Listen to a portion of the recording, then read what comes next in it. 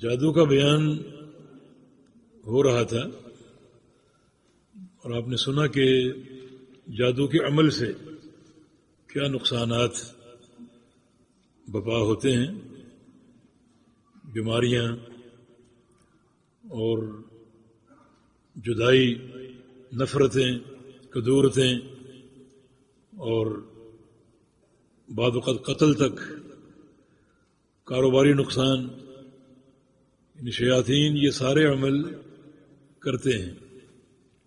میں یہ نصیحت دوں گا کہ جادو ایک مرض ہے، جس طرح بہت سے امراض ہیں، جادو بھی ایک بیماری ہے اور ایک مرض ہے جو ایک خاص عمل سے لاحق ہوتا ہے۔ ہر بیماری کی طرح جادو کا علاج بھی درست طریقے سے ہونا چاہیے۔ کچھ لوگوں کی یہ خواہش ہوتی ہے کہ جادو فوری ٹھیک ہو جائے، اللہ تعالیٰ فوری ٹھیک کرنے پر قادر ہے، مگر اس کے لیے وہ جادو کا عمل اختیار کرتے ہیں۔ اسے کہا جاتا ہے ابطال السحر بالسحر، کہ جادو کو جادو سے کٹوانا۔ جیسے بہت سے ہمارے ہاں لوگ یہ بورڈ وغیرہ پر لکھوا لیتے ہیں کہ ہم جادو کی کاٹ کے ماہر ہیں اور جادو کی پلٹ کے ماہر ہیں۔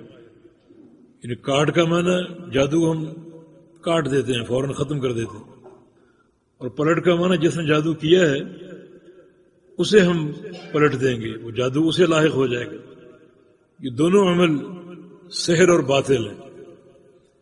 جادو اگر ہو جائے تو اس کی کاٹ بذریعہ جادو ناجائز ہے، وہ بھی کفر ہوگا، اور جادو اگر ہو جائے تو جادو کرنے والے پر اس کو پلٹنا یہ بھی ناجائز ہے، ورنہ یہ آپ کی طرف سے جادو کا عمل ہو جائے گا۔ یہ دونوں صورتیں ناجائز ہیں۔ ہم نے عرض کیا کہ یہ ایک مرض ہے جو لاحق ہوتا ہے، تو اس کا علاج جو شرعی ہے وہ اختیار کیا جائے۔ خاص طور پر جو قرآن کی آخری 2 صورتیں ہیں معوذتین، وہ ان کا ایک شافی اور کافی علاج ہے۔ اللہ تعالیٰ فوری شفا دینے پر قادر ہے، مگر اللہ رب العزت بندے کا بعض اوقات امتحان لیتا ہے، اس کے صبر کا امتحان لیتا ہے، اور شفا کا حکم جب اللہ چاہے فرما دیتا ہے۔ اس میں 10 دن لگیں، 20 دن لگیں، مہینہ لگے، سال لگے۔ رسول کریم صلی اللہ علیہ وسلم پر جادو ہوا تھا، یہودی یہ عاصم اللبید نے جادو کیا تھا نبی علیہ السلام پر، اور اس کا اثر 60 دن رہا تھا۔ 60 دن تک آپ نے وہ تکلیف محسوس کی، اور اکثر ایسا ہوتا کہ آپ سمجھتے میں نے فلاں کام کر لیا، حالانکہ وہ کام نہیں کیا ہوتا تھا۔ یہ بات دھیان میں رہے کہ نبی صلی اللہ علیہ وسلم پر جب جادو ہوا تو کچھ جسمانی تکلیف آپ کو محسوس ہوئی، لیکن آپ کا جو نبوت کا معاملہ اور اللہ کی وحی کو ضبط کرنے کا معاملہ اور دین پر عمل کرنے کا معاملہ متاثر نہیں ہوا تھا۔ آپ اس تعلق سے خطا سے معصوم ہیں، لیکن جسمانی کچھ تکلیفیں آپ کو لاحق ہوئیں، کیونکہ آپ ایک بشر ہیں، اور آپ صلی اللہ علیہ وسلم پر یہ کیفیت 60 دن تک تقریباً جاری رہی، اور پھر معوذتین نازل ہوئیں، آخری 2 صورتیں جن کی 11 آیتیں ہیں۔ رسول اللہ صلی اللہ علیہ وسلم نے فرمایا تھا عائشہ صدیقہ سے کہ میرے پاس 2 فرشتے آئے، ایک میرے سر کے پاس کھڑا ہو کے دوسرے پاؤں کے پاس، اور ایک نے پوچھا دوسرے سے کہ ما طب الرجل، ان کا کیا مرض ہے؟ تو بتایا کہ ان کو سحر کا مرض ہے۔ من طبہ، یہ سحر کس نے کیا ہے؟ بتایا کہ فلاں یہودی عاصم اللبید نے، اس نے جادو کر کے آپ صلی اللہ علیہ وسلم کے بال خادمہ کے ذریعے منگوا کر اس میں گرہیں لگا کر 11 گرہیں لگائی تھی، اور پھونکے مار کر اس کو ایک کنواں بئر زروان نامی اس میں جا کر ایک تہ میں ڈال دیا تھا، جس کا پانی انتہائی متغیر اور بدبودار پانی تھا۔ اور جادو کے عمل میں بھی یہ نجاستیں اور بدبو اور خباستیں یہ ملحوظ رکھی جاتی ہیں۔ اس جادو سے بچاؤ کے لیے پاک صاف رہنا، خوشبو کا استعمال کرنا، یہ ایک اچھا راستہ ہے، کیونکہ جن اور یہ شیاطین گندگی کو پسند کرتے ہیں۔ نبی علیہ السلام کی حدیث ہے کہ ان ھذہ الحشوش محتضرہ، یہ جو بیت الخلاء ہیں ان میں عام طور پہ یہ شیاطین اور یہ جن موجود ہوتے ہیں، تو یہ دعا پڑھ کے جایا کرو بیت الخلاء کی، تاکہ ان کے شر سے محفوظ رہ سکو۔ تو عام طور پہ یہ گندگی پر بیٹھتے ہیں، اس لیے پاکیزگی اور خوشبو کا استعمال اور طیبات کا استعمال جادو سے محفوظ رہنے کا ایک طریقہ ہے۔ اور پھر ساتھ ساتھ جو شرعی اذکار ہیں، صبح و شام کے اذکار، یہ ایک حصن حسین ہے، ایک ایسا قلعہ کہ اللہ تعالیٰ جس کو صبح و شام کے اذکار کی توفیق دے دے تو یقیناً وہ ایک حصار میں، ایک قلعے میں محفوظ ہو جاتا ہے، اور اس قسم کے شیاطین اس پر اثر انداز نہیں ہو سکتی۔ اس کے باوجود بھی اگر جادو ہو جائے تو اس کو اللہ کی ابتلاء قرار دو، اللہ کی آزمائش، جیسے اللہ کے پیغمبر پر ہوا۔ اللہ تعالیٰ بعض وقت بندے کو تکلیف دیتا ہے تاکہ اس کے اجر کو بڑھائے، اس کو ساتھ ساتھ صبر کی توفیق دیتا ہے تاکہ اس کا اجر اور بڑھ جائے، اس کا درجہ اور اونچا ہو جائے۔ یہ اللہ تعالیٰ کی حکمتیں ہیں جو ہمارے سامنے آشکارا ہوتی ہیں۔ تو اس پر صبر، عزیمت اور شرعی جو اذکار اور طریقہ علاج ہے اس پر اکتفا، اور کسی غیر شرعی طریقے سے گریز، یہ اس امتحان میں کامیابی، یہ کامیابی کا راستہ اور کامیابی کا طریقہ ہے۔ تو صبح و شام کے اذکار، اور خاص طور پہ کچھ اذکار بہت ضروری ہیں، جیسے گھر میں داخل ہونے کا ذکر اور گھر سے نکلنے کا ذکر، یہ آپ کو یاد ہونا چاہیے، اور آپ کی اولاد کو، بچوں کو، خواتین کو، سب کو یاد ہونا چاہیے۔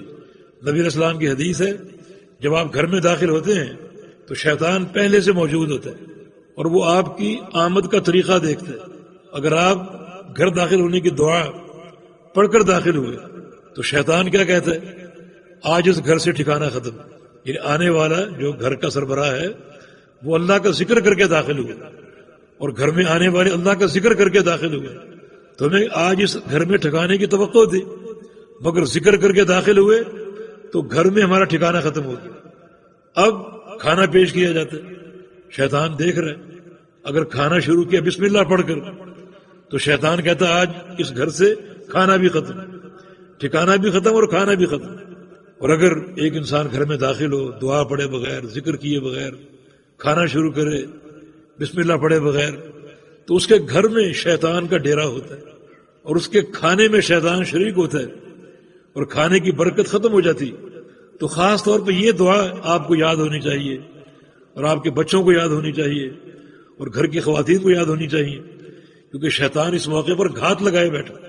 اسی طرح گھر سے نکلنے کی دعا، اپنے کام کاج کے لیے گئے ہیں، اپنے مدرسے یا اسکول گئے ہیں، یا اپنی ملازمت کے لیے گئے ہیں، گھر سے نکلے تو جب بھی نکلیں گھر سے نکلنے کی دعا پڑھ کے نکلے، بسم اللہ توکلت علی اللہ ولا حول ولا قوت الا باللہ، یہ دعا پڑھ کر نکلے۔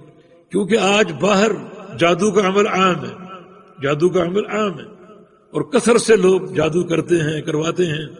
تو بعض وقت ایسا ہوتا ہے کہ جادو منتشر ہوتا ہے، باہر بھٹک رہا ہوتا ہے، وہ عمل ہو جاتا ہے اور باہر وہ بھٹک رہا ہوتا ہے، تو ہو سکتا ہے جو بندہ دعا پڑھ کے نہ نکلا ہو اس پر وہ اثر انداز ہو جائے، اس پہ حملہ آور ہو جائے۔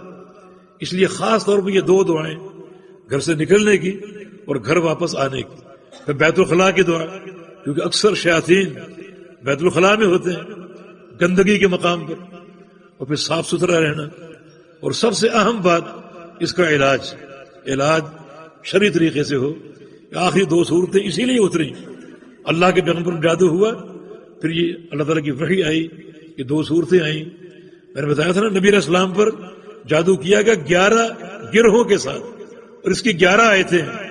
جب آپ نے دونوں صورتوں کی تلاوت کی، اللہ تعالیٰ نے ہر آیت پر ایک گرہ کو کھول دیا، اور آہستہ آہستہ جادو کا اثر جو ہے وہ زائل ہوتا گیا، اور صورتیں پوری ہوئیں، اور مکمل طور پر جادو کا اثر زائل ہو چکا تھا۔ اور اللہ کے پیغمبر نے فرمایا کہ انی نشدت من العقال، لگتا ہے کہ مجھے رسی سے اب آزاد کر دیا گیا، اس سے قبل لگ رہا تھا کہ رسی سے مجھے باندھ دیا گیا ہو۔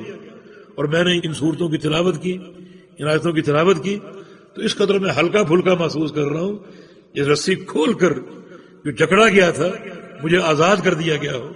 تو یہ ان صورتوں کی تاثیر ہے. یہ صورتیں پڑھی جائیں، اپنے ذکر میں ان کو شامل کیا جائے. یہ صورتیں صبح و شام کے اذکار میں شامل ہیں. رات کو سوتے وقت پڑھیں، نمازوں کے بعد پڑھیں. یہ ایک ایسا ورد اور ایک ایسا تحفہ ہے شریعت کا اس قسم کے شرور سے بچانے کے لیے.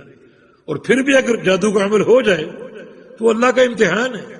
اللہ تعالیٰ بندے کو آزماتا ہے میرا بندہ کیا کرتا ہے. اگر ہر حال میں شریعت کے دامن کو تھامے ہوئے ہے، اس تکلیف پر صبر کرتا ہے، یعقوب علیہ السلام کی طرح انما اشکو بثی وحزنی الی اللہ، میں اپنی تکلیف کا شکوہ اللہ سے کرتا ہوں. اور یہ ایک مرض کا ادب ہے. کوئی بھی مرض ہو، آپ ہر کس و ناکس کو بتائیں مجھے فلاں تکلیف ہے، فلاں بیماری ہے، تو یہ اللہ کا شکوہ آپ کر رہے ہیں. مرض دینے والا کون ہے؟ اللہ تعالی. اور آپ ہر ایک کو بتائیں مجھے فلاں بیماری ہے، فلاں مرض ہے. پھر ڈاکٹر کو بتائیں، حکیم کو بتائیں، وہ ایک مصلحت ہے. لیکن ہر ایک کے سامنے اپنے مرض کی پٹاری کھول کر بیٹھ جائیں تو اللہ تعالیٰ کا شکوہ کر رہے ہیں آپ. یہ صبر کے منافی ہے.